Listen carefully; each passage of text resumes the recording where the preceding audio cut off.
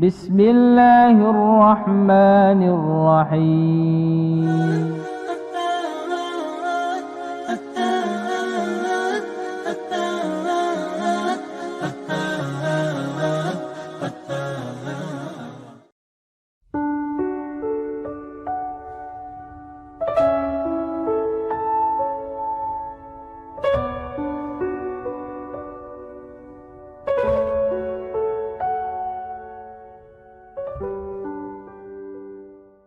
Bapak dan Ibu yang dimuliakan Allah, kita akan sedikit berbicara tentang terbitnya matahari dari sebelah barat.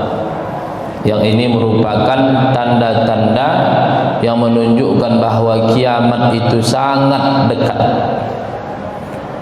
Terbitnya matahari dari sebelah barat, sebagaimana kebiasaan yang kita lihat bahwa matahari terbit dari timur dan tenggelam dari sebelah barat. Akan tetapi nanti di akhir zaman akan terjadi terbitnya matahari dari sebelah barat. Bapak dan Ibu yang dimuliakan Allah Subhanahu wa taala, ada seorang ulama almarhum Profesor Dr. Toha Dusuki Al-Hubaisy. Dia punya buku judulnya Al-Aqidah fil Islam, Akidah dalam agama Islam. Dalam kitab itu beliau mengatakan bahwa kehadiran Dajjal merupakan awal dari kerusakan alam dari bumi. Kehadiran Dajjal dan terbitnya matahari dari sebelah barat itu merupakan awal dari kehancuran alam dari bagian atas atau langit. Jadi ketika bagian bawah sudah nampak tanda kehancurannya, maka kemudian menyusul adalah kehancuran yang bagian atas, yaitu terbitnya matahari dari sebelah barat.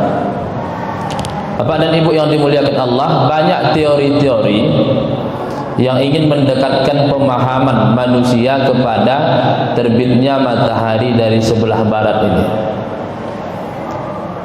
Di antaranya adalah ada yang mengatakan bahwa sebenarnya terbitnya matahari sebelah barat itu hanya dalam pandangan manusia, karena nanti ini matahari makin lama akan makin membesar. Matahari makin lama akan semakin membesar, sehingga saking besarnya matahari itu nampak dari sebelah barat ketika di waktu pagi, sebagaimana dia nampak di waktu timur di waktu pagi.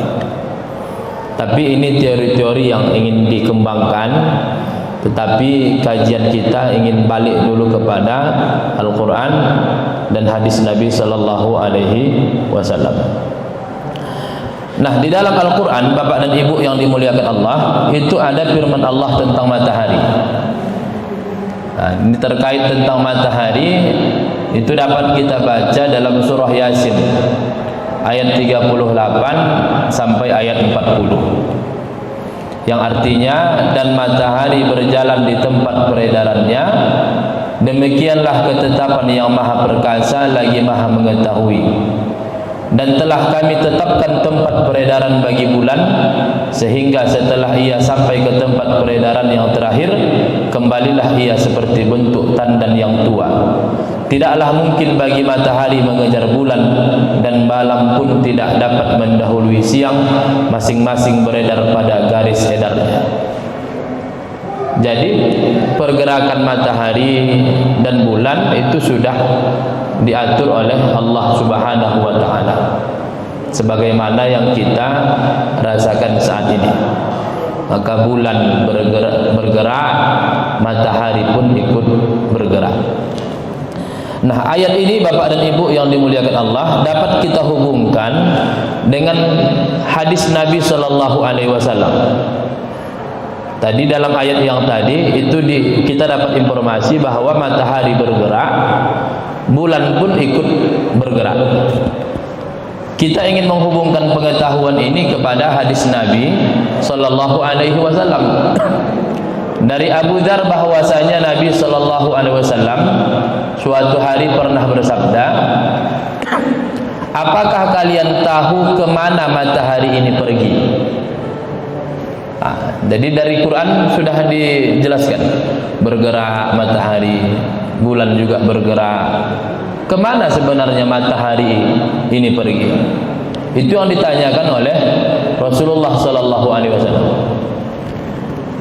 Mereka menjawab, maksudnya para sahabat, Allah dan Rasulnya yang lebih tahu. Beliau bersabda, sesungguhnya ini lari beredar hingga berhenti pada tempatnya di bawah aras, lalu menyungkur sujud. Jadi matahari bergerak, ketika pas berada di bawah aras, matahari itu menyungkur sujud. Jadi kalau kita kaji pun firman Allah Subhanahu wa taala, alam ini semuanya bertasbih kepada Allah Subhanahu wa taala. Yusabbihu lillahi ma fis samawati. Bertasbih kepada Allah apa yang ada di langit dan ada yang di bumi.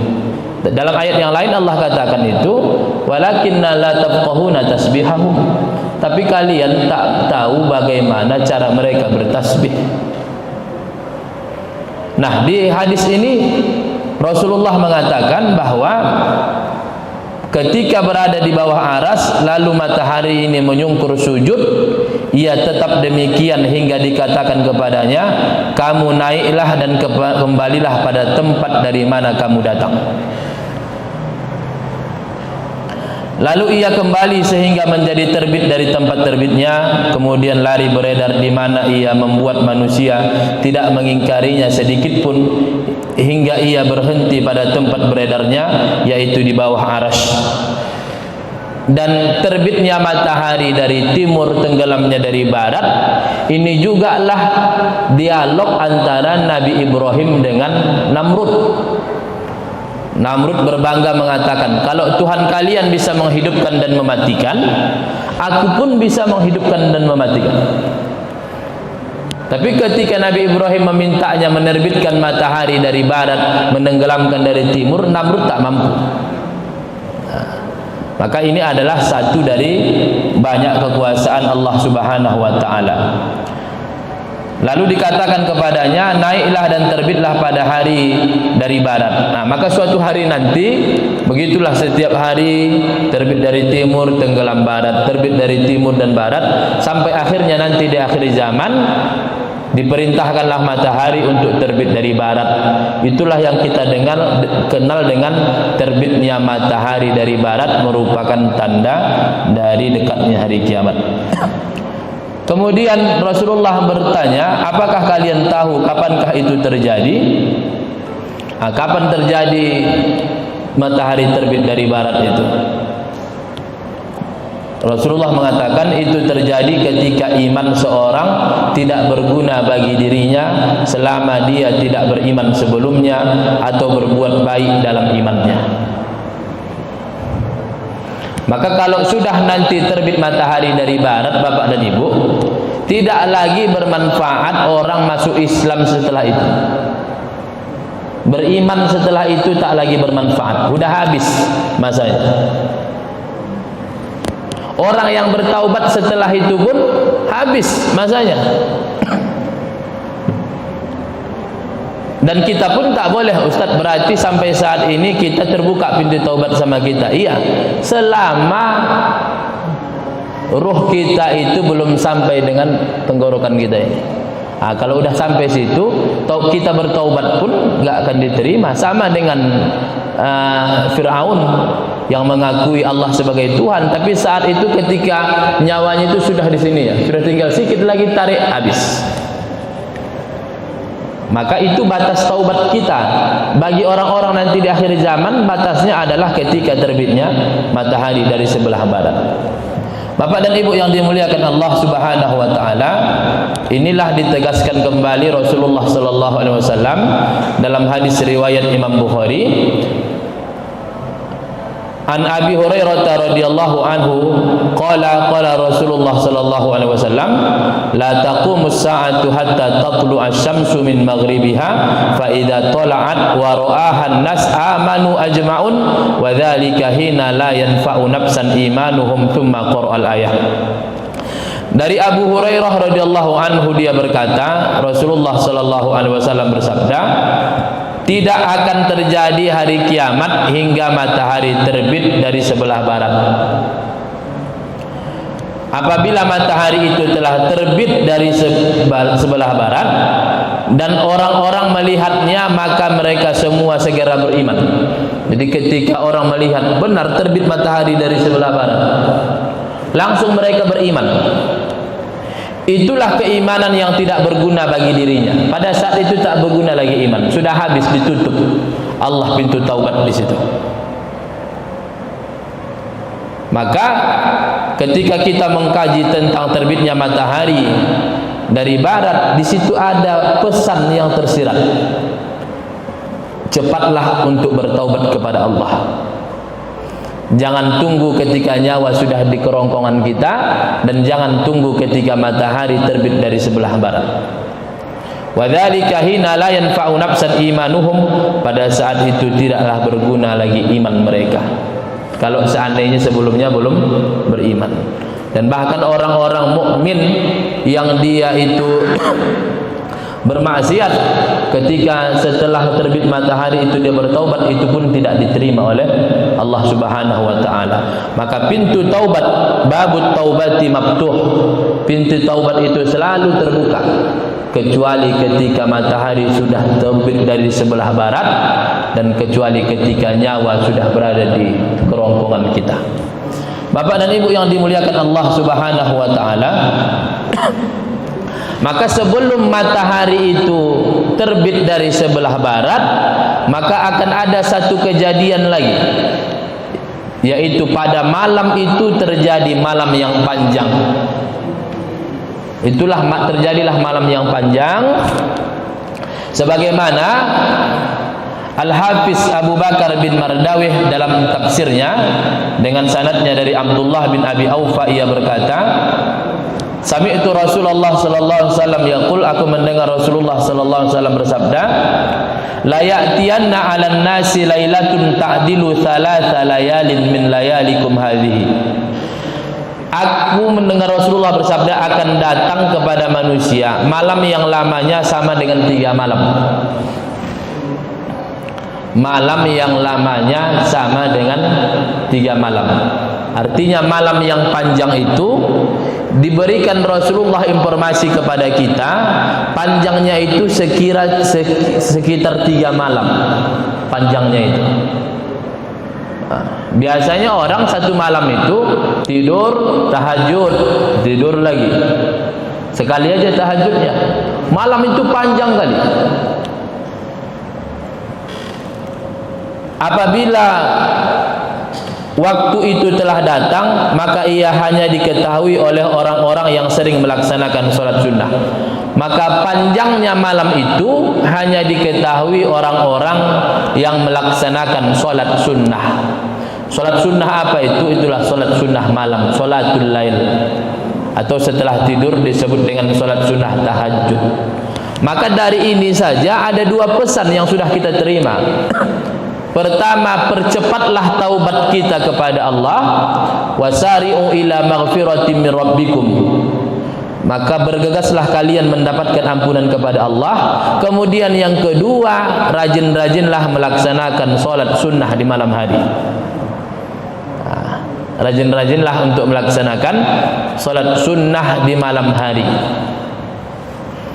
Inilah pesannya. Karena orang-orang yang melaksanakan tahajud di malam hari, melaksanakan sholat-sholat sunnah di malam hari, merekalah yang akan menyadari bahwasanya malam ini sudah sangat terlalu panjang. Biasanya tidur, bangun, tahajud, sholat 10 rakaat, witir, habis itu masuklah waktu subuh. Ini belum masuk juga waktu subuh.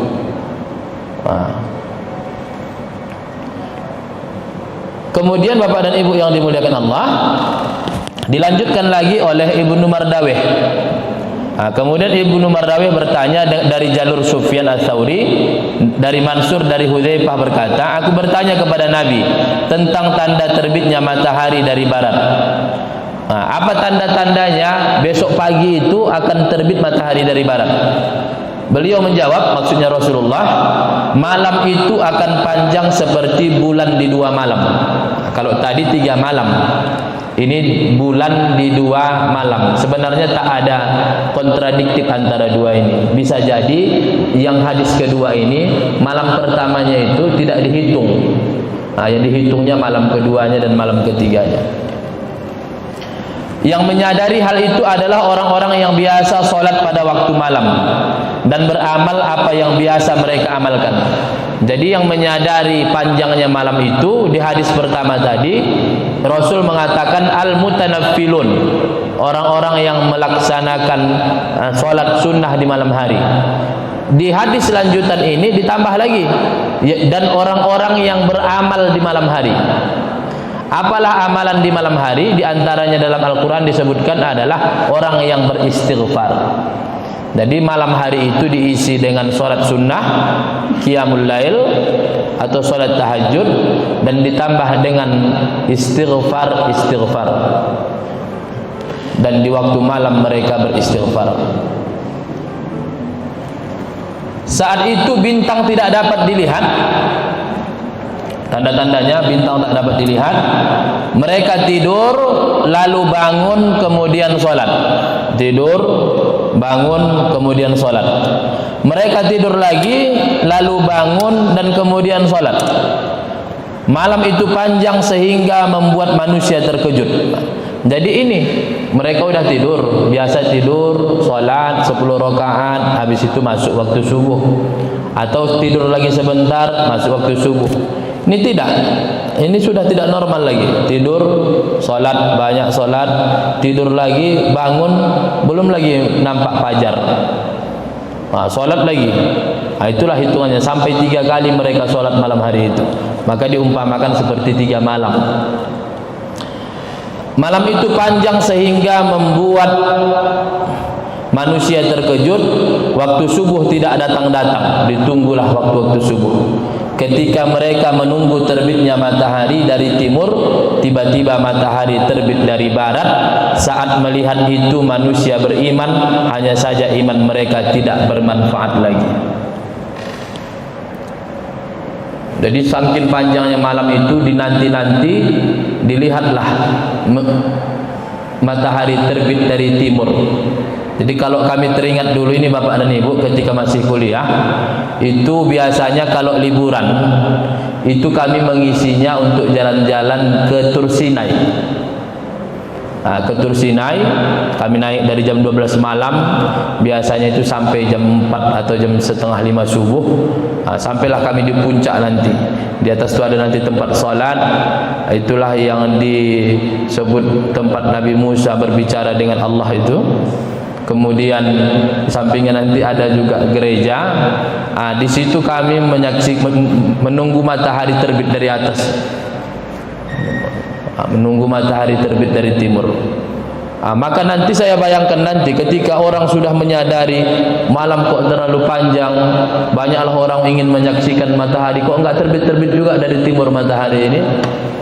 Maka disitulah nanti ketika mereka nanti menyaksikan matahari terbit dari sebelah barat, yakinlah mereka dengan ayat-ayat peringatan Allah Subhanahu wa taala, barulah mereka beriman. Akan tetapi iman mereka tidak diterima oleh Allah Subhanahu wa taala. Dan waktu duhanya Bapak dan Ibu, nanti baru datang dabbah. Di waktu duha itulah nanti ada datang lagi namanya dabbah. Setelah itulah nanti baru dikirimkan Allah itu nanti angin yang mematikan orang-orang yang beriman itu. Ketika sudah dimatikan orang-orang beriman dengan dikirimkannya angin, maka pada saat itulah alam sudah siap untuk hancur. Kenapa? Karena yang mengisi dunia ini hanyalah orang-orang kafir. Dan merekalah yang akan menyaksikan bagaimana gunung-gunung berterbangan, bumi akan ada gempa yang sangat luar biasa, kemudian laut akan masuk ke daratan. Menyaksikan alam hancur itu adalah jatah orang-orang kafir. Maka di antara nikmat yang diberikan Allah adalah orang yang masih memiliki iman, tidak dibiarkan Allah untuk menyaksikan dahsyatnya kejadian alam pada saat itu. Nah, Bapak dan Ibu yang dimuliakan Allah Subhanahu wa taala,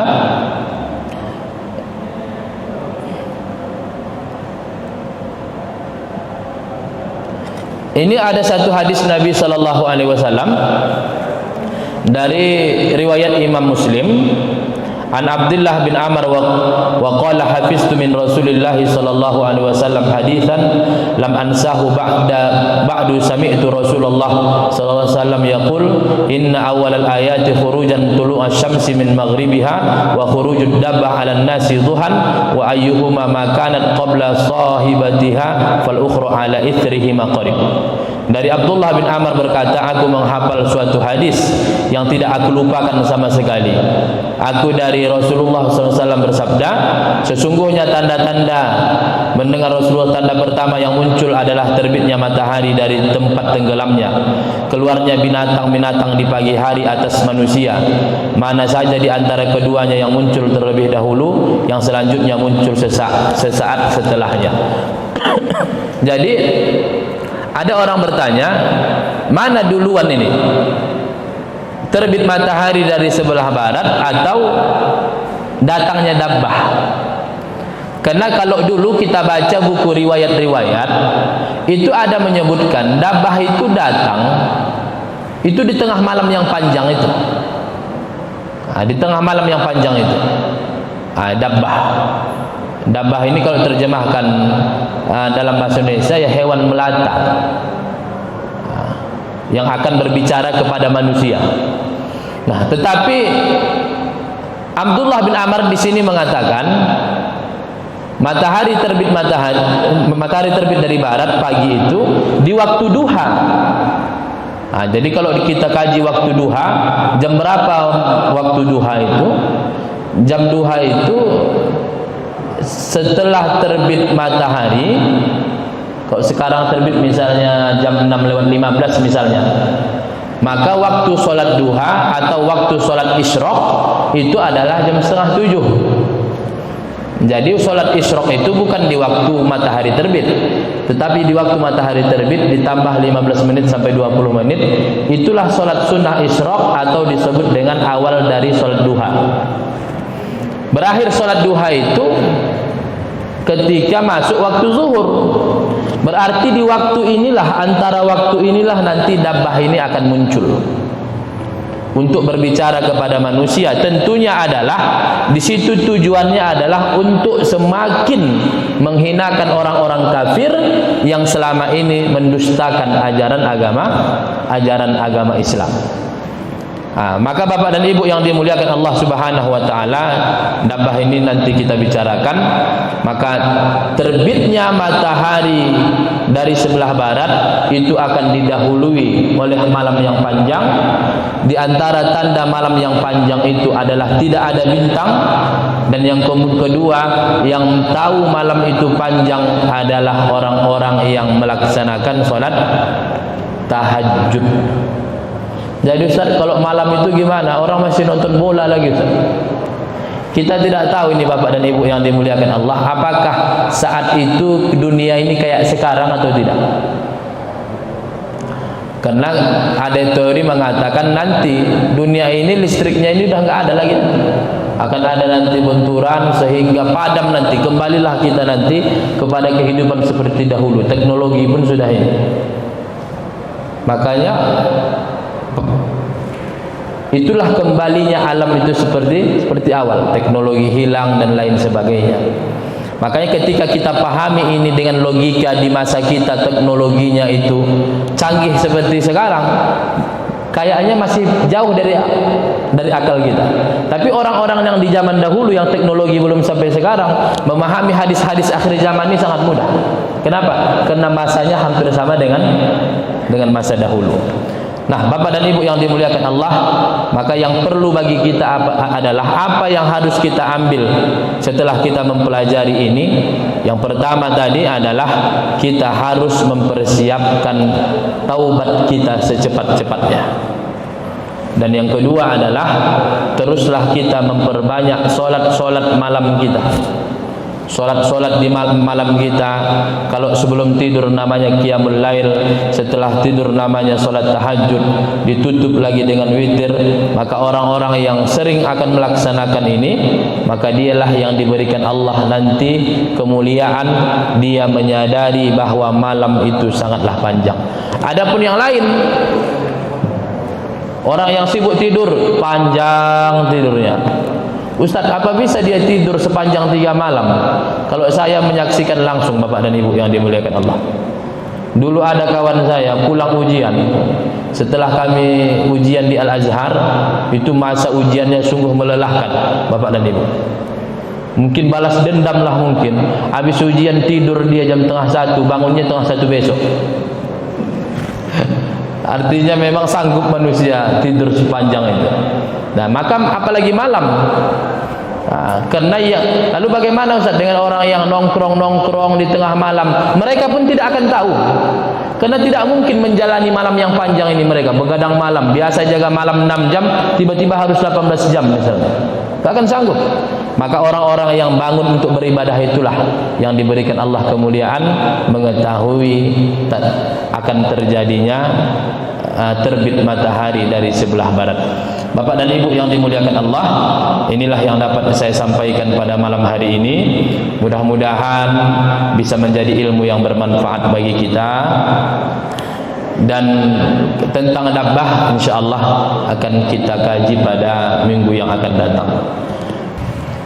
Bapak dan Ibu yang dimuliakan Allah Subhanahu wa taala, itulah mungkin kajian kita pada malam hari ini. Semoga mendapatkan faedah bagi kita semua dan bernilai ibadah di sisi Allah Subhanahu wa taala.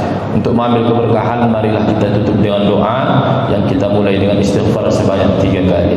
Astaghfirullahalazim alladzi la ilaha illa huwal hayyul qayyum wa atubu ilaih. Astaghfirullahalazim الذي لا إله إلا هو الحي القيوم وأتوب إليه. أستغفر الله العظيم الذي لا إله إلا هو الحي القيوم وأتوب إليه.